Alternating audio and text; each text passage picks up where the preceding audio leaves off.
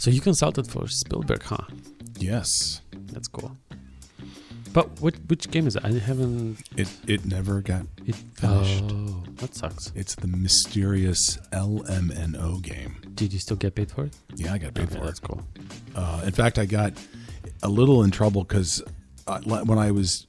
so we worked on it in 2006, and I worked on it for about a year, a little bit longer than a year, and then I left, went on to another project, and I checked in with the producer, the executive producer. I said, "Oh, when is it coming out?" And he goes, "Oh, it's like," this was in 2008, in about any 4 day years. now. No, he said, it's like regular development, like 4 years. So I said, so I put on my resume, LMNO, Steven Spielberg game, 2012. So I just forgot about it. It just sat on my resume on my website, and then I got. Suddenly, my agent was calling me saying, "Adam, you realize like everyone's talking about you because they're saying you're telling everyone that this game's about to come out." This was like 3 years later. I'm like, I had totally forgotten about it. I don't even know if that's still going. Like it was. I mean, you did your job, right? I did my job. And in fact, it was a really it was kind of really influential in terms of how I think about storytelling. And particularly around games, but really around all storytelling, because what I learned on that project was I'd come on. They'd been working with Steven for about 3 months, and they were sort of doing what a lot of development teams do is they sort of have these meetings, and you're sitting around, and Steven's just talking about his idea. And but they had never worked with like a director. I'm a writer. I work with directors all the time. And I know how directors work. They basically have big ideas, like really big high concepts, set pieces, but all the stuff in between, they don't know. They don't know how it all connects. Yeah. That's why you get paid as the They're writer. the president of the country. They're the president of the country, and you're the person who comes in and makes all the connections. And so after about 2 or 3 weeks, so they'd been working with them for 3 months. It didn't. Like they couldn't figure out. Like there's no story. What does that guy want from us? Yeah. Well, they were like, we hear what he's saying, but this doesn't like track. Like there's no, what's the story here? And so I came in, and after about 2 or 3 weeks of meeting with him and the group, I said, I wrote this thing in 5 pages, and I said, here's your story. Just 5 pages. Yeah. Nice. Well, it's just a treatment. Oh, and so they were like, Adam, but Steven didn't say a lot of this. What are you doing? You're giving characters names, and there's a whole bunch of... No. Steven doesn't care about that. Steven didn't say that. Yeah. And I said, I know, but he'll like it. And they're like, I said, trust me, I've worked with directors. I know exactly. They're like, no, we're going to bring on a bunch of more writers and developers. Focus groups. And all this stuff. So we spent 5 more weeks going through all the different things, and it got this really complicated, convoluted thing. And I was like, I guys, I don't think this is a good idea. I think Steven, I know how he thinks. I know, I can tell he's not going to like it. Like, Adam, trust us. We know games. Well, they presented it. You know movies. Yeah. They presented it to Steven, and Steven was like, what is this? This isn't what I said. What is this? And in a panic, they gave him my 5-page treatment. He came back the next week and said, this is perfect. This is exactly it. Like, as if... They were like, but he didn't say anything. I'm like, I know. But I know he's looking for the writer to make those connections. What I observed in this, and what their problem was, is because they extended my contract. They said, but Adam, this isn't a game. I said, I know. And Steven knows. But this is the movie. And the way filmmakers and tell stories, or where they start to create stories, is they start from the top. The big idea. And then it slowly gets more detailed as they go down. Game developers, the opposite. They start with the mechanics. They start with like, what's the gameplay? What's happening here? This little piece, and then slowly start to build get to up, the story. Which is often why games have weird Frankenstein stories that like are like, wait, why is this happening? Well, this is happening because the game, this really was a cool piece or whatever. So. What I learned in that was if you're going to do this right, you're going to have to do both at the same time. You start with the top, this sort of big idea, then you kind of work with the mechanics, you do the prototypes, and then you kind of keep going. So the game makes sense at the end. And you meet in the middle, yeah. And then you really, you use the traditional ideas of good storytelling, themes, structure. There are certain things that you want to keep, that bit like character, but then you also have to recognize things like the agency of the player, right? So one of the things I talk about is, for example, in a good game story. By the way, I don't know if we should record. We're recording, but I don't know if. We're just talking. Do you mind if this is the recorded? Sure. Yeah? Okay. Yeah. Let me just announce it real quick before everyone's like, what is going on in here?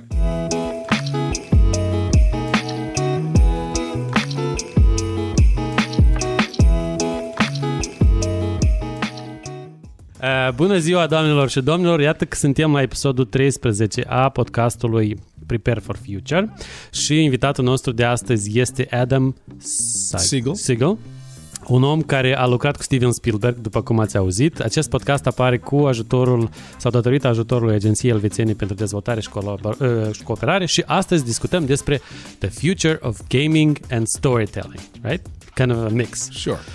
We've already started by saying how a game should work and how it doesn't work if you have a director and a team that doesn't know how to connect things. Well, they have a different approach, right? They have a different creative process. And so, and this is less true now because I've seen games that have figured this out. Because at the time, one of the things we discovered was when you have your main character in a movie, there's an inciting incident. They make a decision and they go on this journey, and something then happens, and they have challenges and antagonists who sort of block their way. And then something happens. Their home planet is blown up by the Death Star, and now they have to go somewhere else. Like, there are real things. But in a game, if you do that to a player, well, that's a false failure. Like, all of a sudden, you're playing the game, and I want to save the planet, but I can't save the planet. Okay. So you've taken the agency away from the player. So this is a problem. How do you create that emotional, the cathartic experience? But that's how games used to be before, right? I used to kind of love those kind of games, the old Call of Duty games or Medal of Honor or whatever. You know the story. Like, I landed in Normandy. I will go shoot my way into Berlin. I will kill some Nazis in Berlin. I win. Yay! Right. Some stuff is going to get blown up. And that's still fine. Yeah.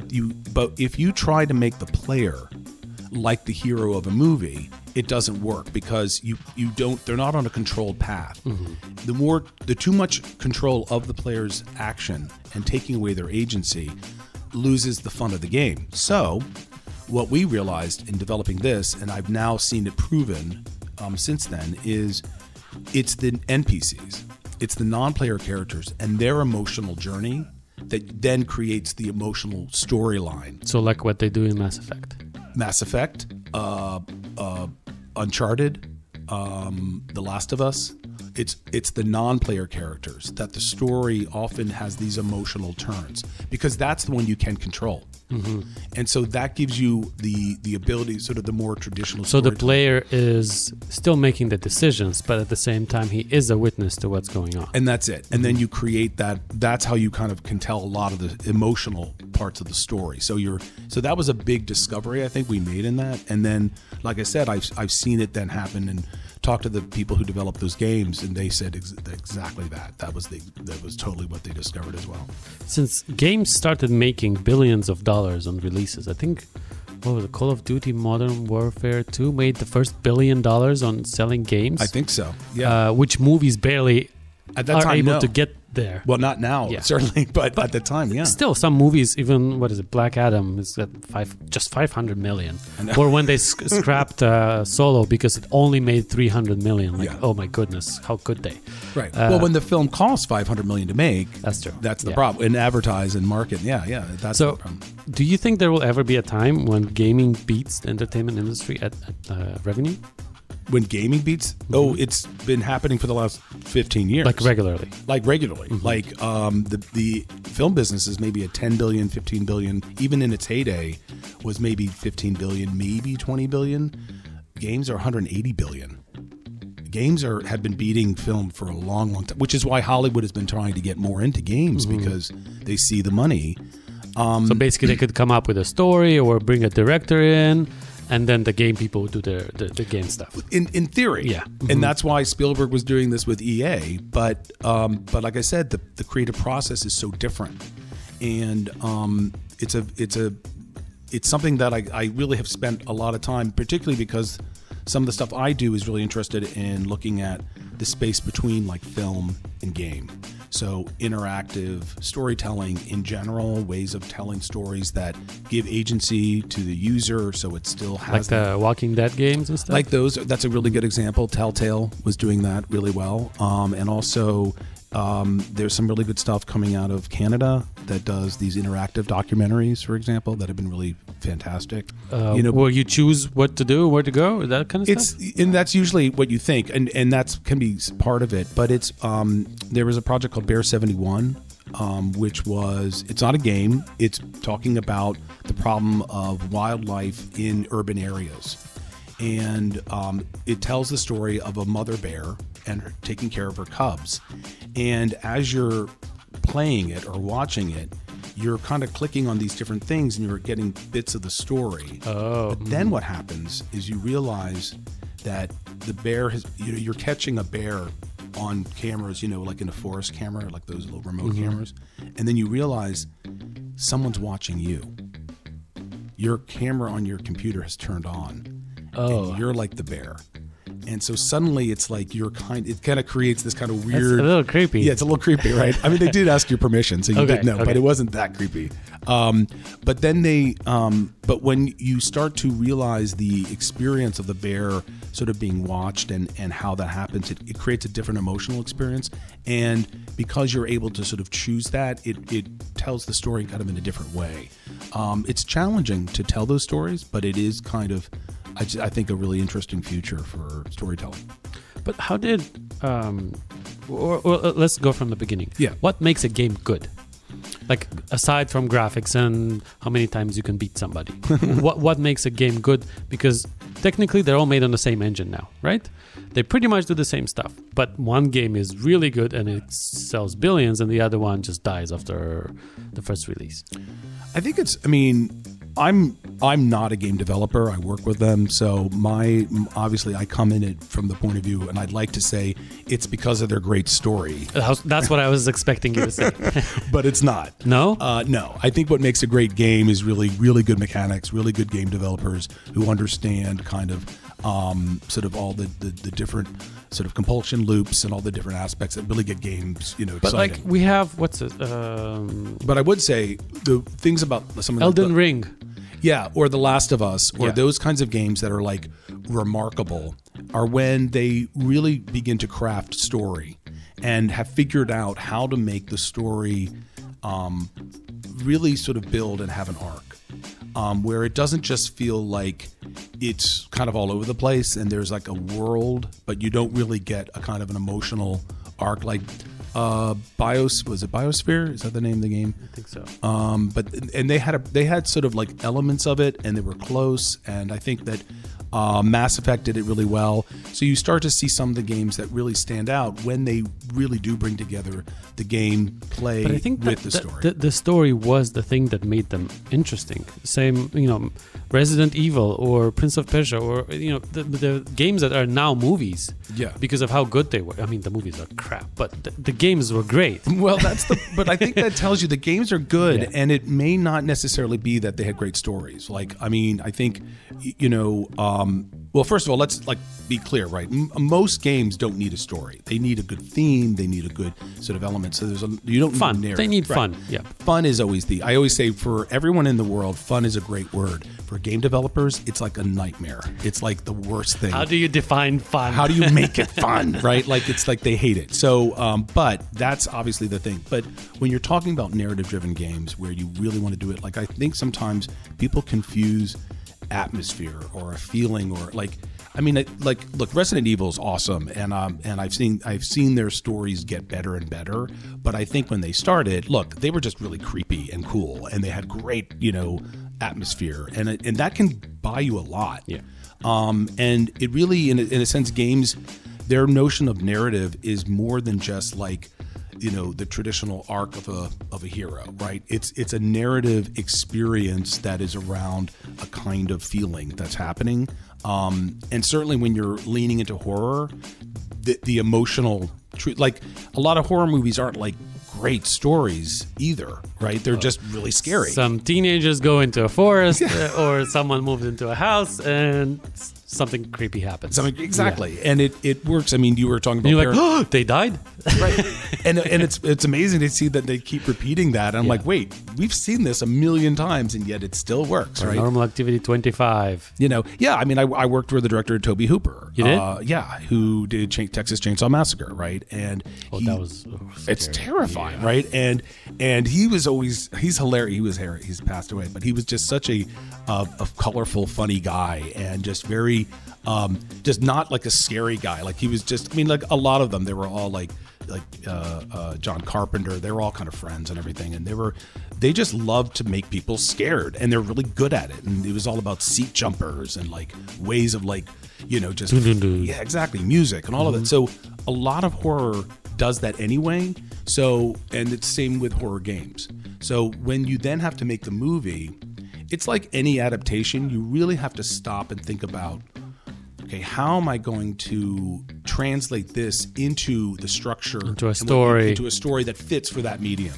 So, like one of the first, I worked for the guys who wrote the sequel or the second Mortal Kombat movie years ago, like 20 years ago. Oh, the old ones. The old ones, right? And so I saw firsthand like how to do that, and it was great because I thought those movies were actually pretty good.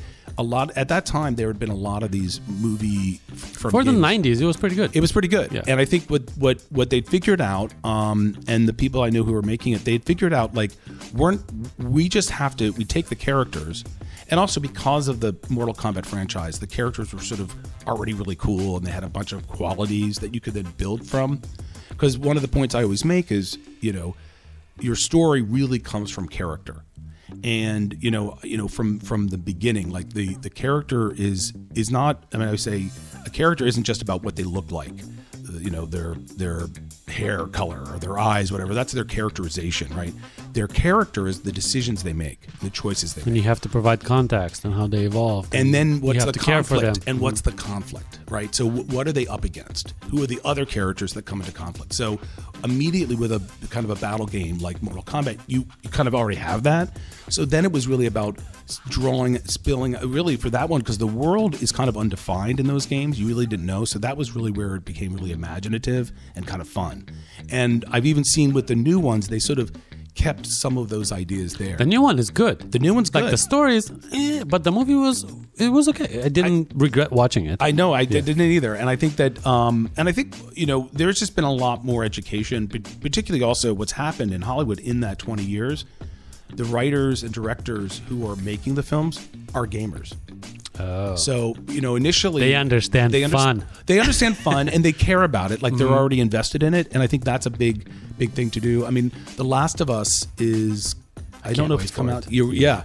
And I know the writer on that, and he's I don't know if he's a gamer, but he really appreciates what that world is. And I think, and he has a lot to work from. And I've seen people like take apart the trailer. It's exactly like the game. Even the makeup and the scenes, like I forgot what it's called.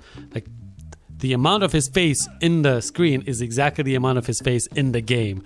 And how they looked, like the fans were completely going bonkers about it.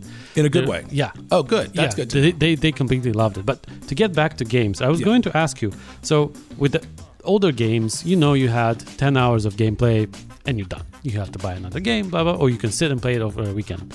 Now with games like Skyrim or whatever, people put in thousands of hours of game time, and they make their own story. Mm-hmm. So they have these RP stuff, right? Where they imagine they're being the character, like my character doesn't kill anyone with swords. I will only punch them to death, or all that stuff.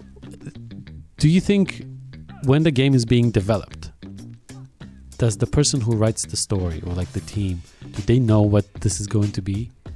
Like that you're going to get to players deciding their own stuff regardless of what the main story is?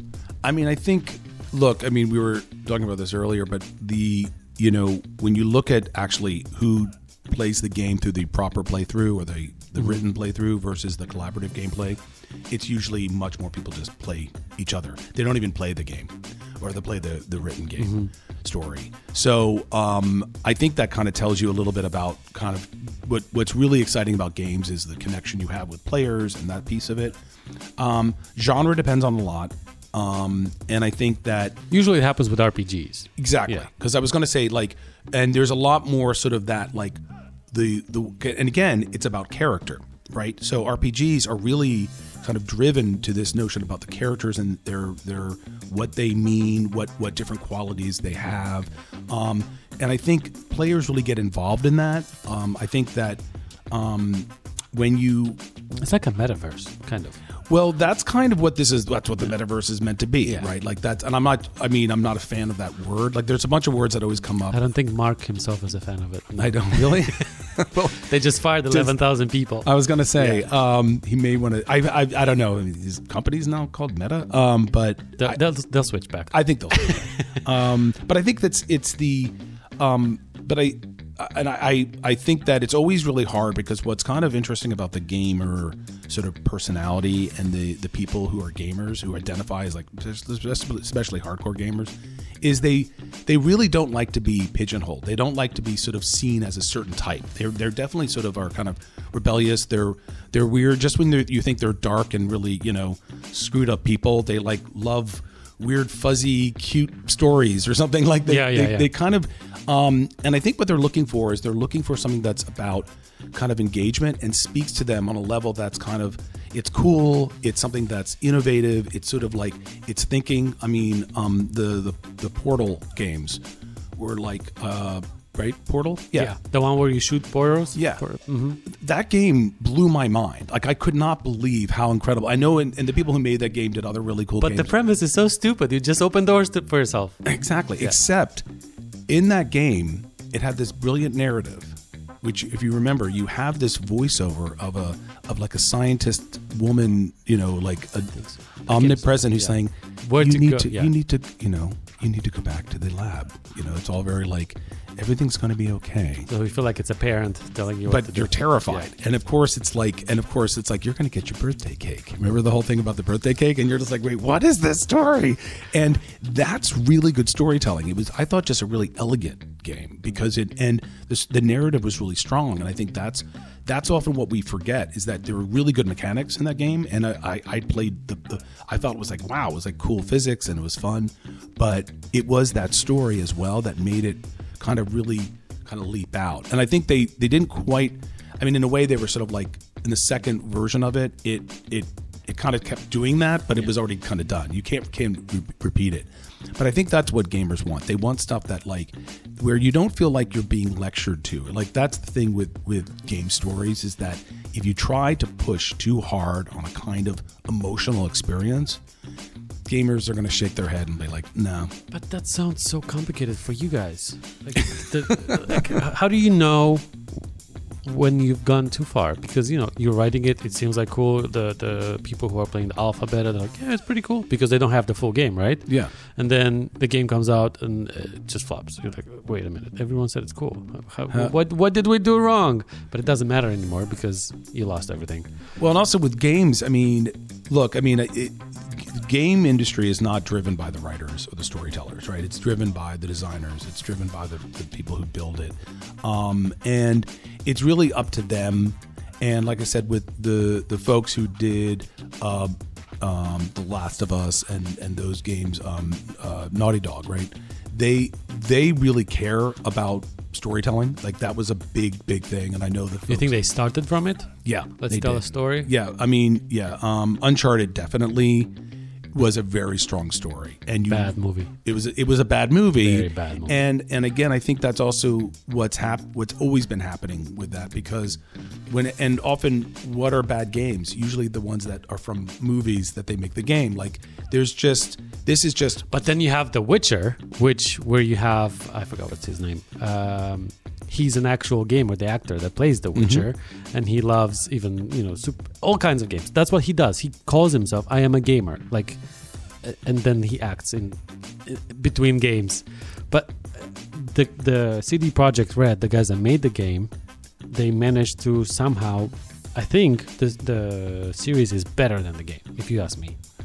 I mean, I think that's a good. Or is it because of point. the character? I can't really tell. I think they've figured out the character, and I think both are really good. Like that's kind of like the perfect example. I mean, I think the idea when we were doing the project with Spielberg was that they wanted to do the game and the movie at the same time, thinking that there's care and thought to it. It wasn't going to be like one was the afterthought. It was going to happen at the same time. But they've done that too. I know Sci-Fi Channel did that, and it really wasn't a great game. It really wasn't a great show. Like I think that sometimes you really do have to have a kind of vision for it, and really what. And again, I would just say if you have a really strong and interesting character, then I think you can really go far. What's it, Max Payne? Mm-hmm. Oh my God, I love that game. And that was a good movie. Yeah. So I know the producer of it, and he had been walking around with that title, trying to get it made, and he worked really hard to make sure that the film, and they had a good actor, and it was like they did I think a really good job with it. It may not be everyone's cup of tea, but I think that's the kind of thing where if you've got a game, and you're going to try to make it into a movie, you've got to find who is the character in here that's really the center of it. I think what made The Witcher like really interesting was the stupid bard.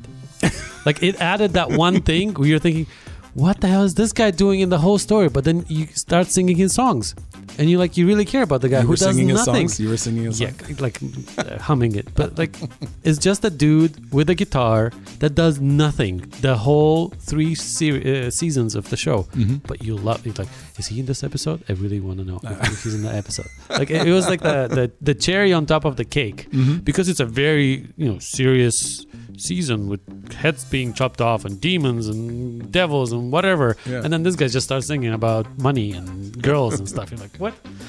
I think that he was the perfect NPC, right? In a way, I think in that case, it's like it's also the counterpoint, right? So when like, okay, so what I consider like the best TV show ever is I think ever made, not from a game, is Breaking Bad. Like it's definitely in the top 5 of all the best shows. But what makes that show so interesting is the Aaron Paul character, who is the total counterpoint to this guy. He's like, you have White. What's his name? Walter White is dying, and he's making meth because he's a nice man. He's a nice man. Yeah. I mean, he's that character is so interesting. And notice that, like, I always say, like, your characters are the decisions the character makes. So what is the decision that sets him on that journey? I don't want to die. I want to break bad. Oh. He doesn't. It doesn't matter. He wasn't. He's like, I'm accepting that I'm going to die. I just want to make sure my family's taken care for. So the decision he makes that sets him on that journey, like I said, that's what your character is I'm going to break bad, and he does. And then you counter that with Aaron Paul's character, who is a bad guy, but he's hilarious, and he's sad, and he's so vulnerable. He's and just a kid. He's a kid, right? And you realize that. And I think, in fact, what I'd heard, I don't know. I mean, I don't know Gilligan, but I think that what I'd heard was that he was going to kill off Aaron Paul's character in the first season.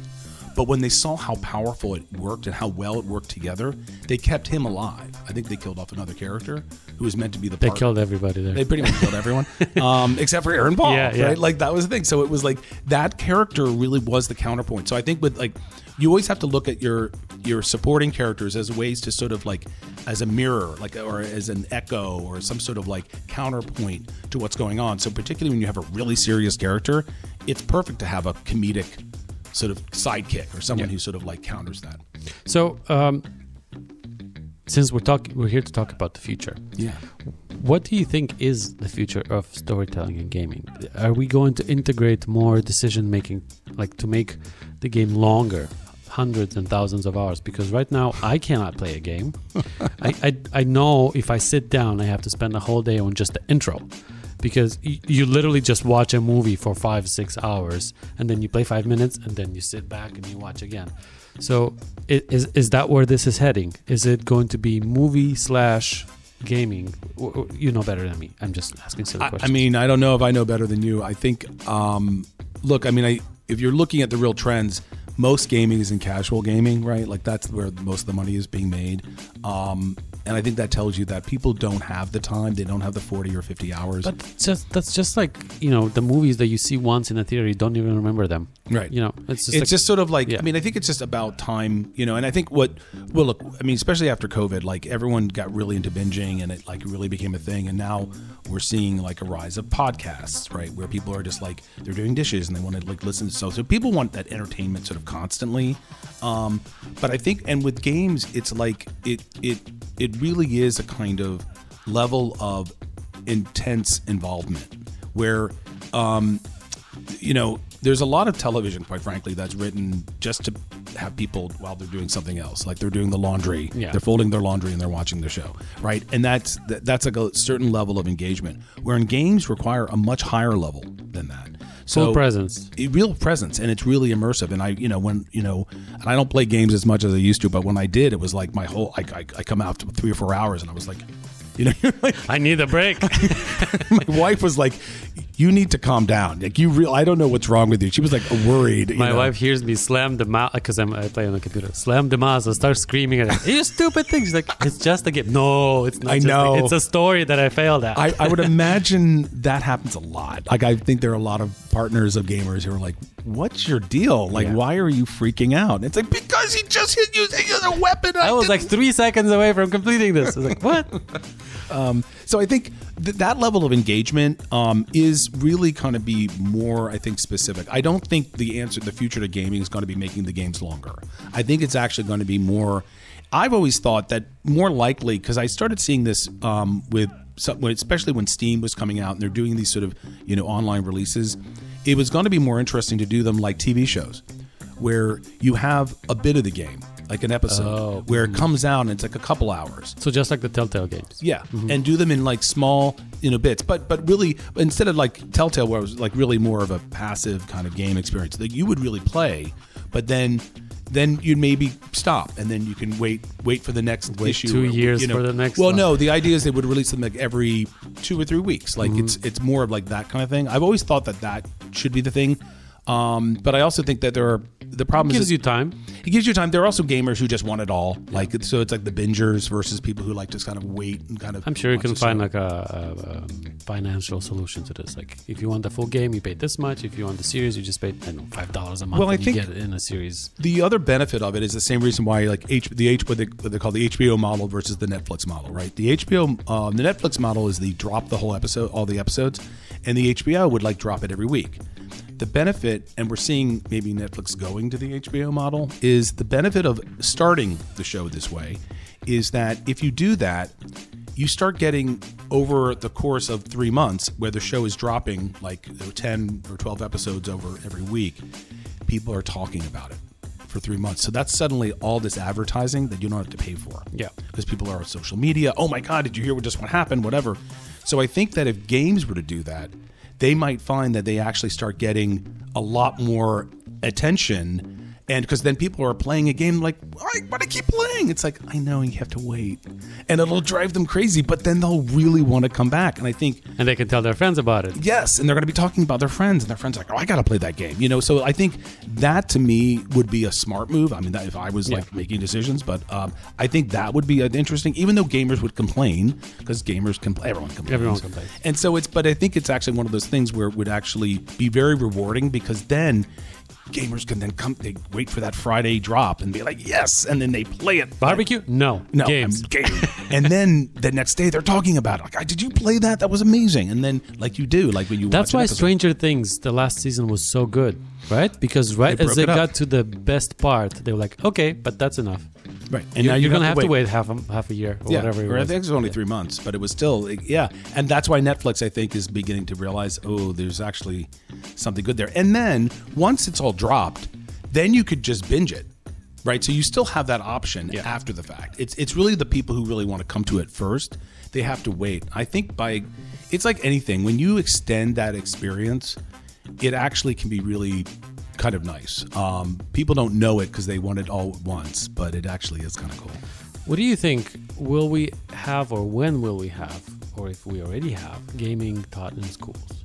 Like storytelling or game development or game design. We do, right? So, I mean, I was working on a project with the head of the USC game department, right? So, gaming is game design and game development is taught at universities.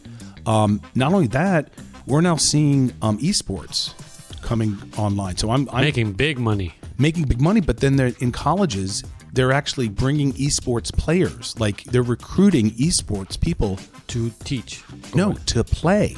Oh, like esports is becoming like a team sport, like you would on football or basketball. Wait, they have a full team of guys playing PlayStation football. Yeah, or whatever the game is. Yeah, right. Yeah.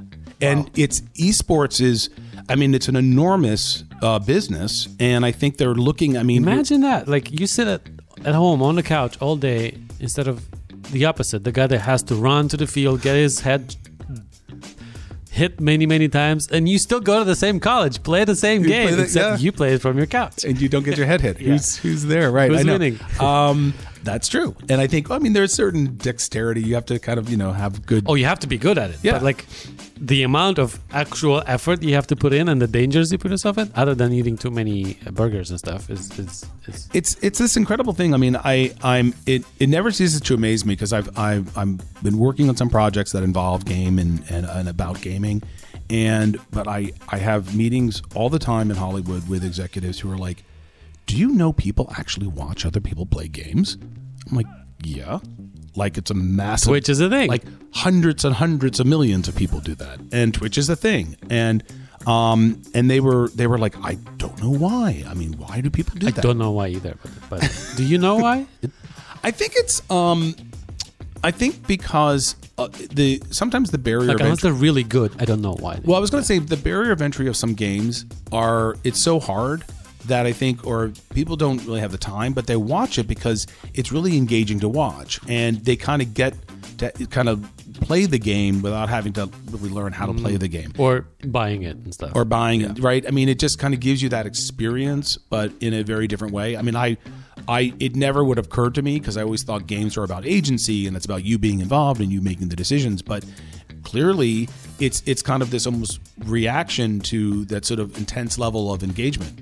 The right streamer can also ask his audience, what do you think I should do? Should I go kill this guy or should I go kill this? Which adds another layer to it. That's right. And you have the interactivity and the potential of that. And I think when you're looking, I mean, look at the biggest YouTube, influencers. It's all gamers. It's all, I mean, Machinima doesn't exist anymore. Machinima should have played more games than that.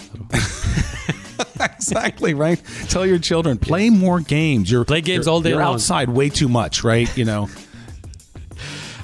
Well, I would like to thank you for this. I really enjoyed talking to you. I wish we had like 17 hours, like what's his face, Lex Friedman does. But I really enjoyed it. I hope the people that you came here to see and teach did catch a lot from you. We're working with MediaCore, and we're working with a bunch of the students at the university. And I'm going to be coming back to Moldova a bunch, and hopefully going to be sort of talking more and sort of trying to figure out ways to sort of build opportunities for the game industry here.